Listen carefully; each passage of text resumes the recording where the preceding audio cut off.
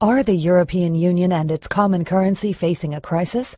What can and should be done? The EU is planning a new treaty called the European Stability Mechanism, or ESM. A treaty of debt.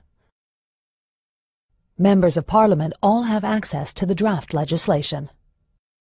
The authorized capital stock shall be 700 billion euros.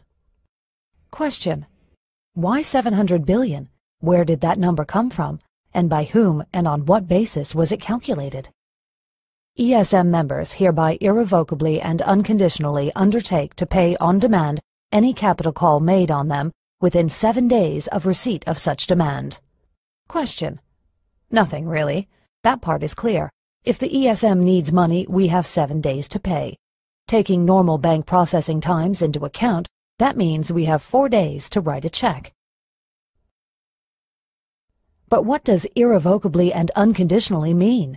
What if we have a new parliament, one that doesn't want to transfer money to the ESM? Do we have to pay anyway? The Board of Governors may decide to change the authorized capital and amend Article 8 accordingly. Question: pardon me? 700 billion is just the beginning? The ESM can stock up the fund as much as it wants to, any time it wants to? And we would then be required, under Article 9, to irrevocably and unconditionally pay up? The ESM shall have full legal capacity to institute legal proceedings.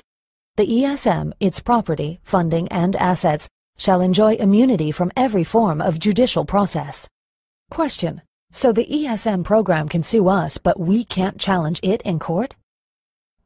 The property, funding, and assets of the ESM shall be immune from search, requisition, confiscation, expropriation, or any other form of seizure, taking, or foreclosure by executive, judicial, administrative, or legislative action.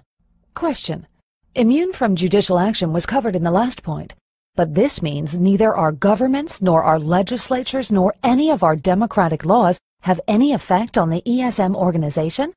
That's a pretty powerful treaty.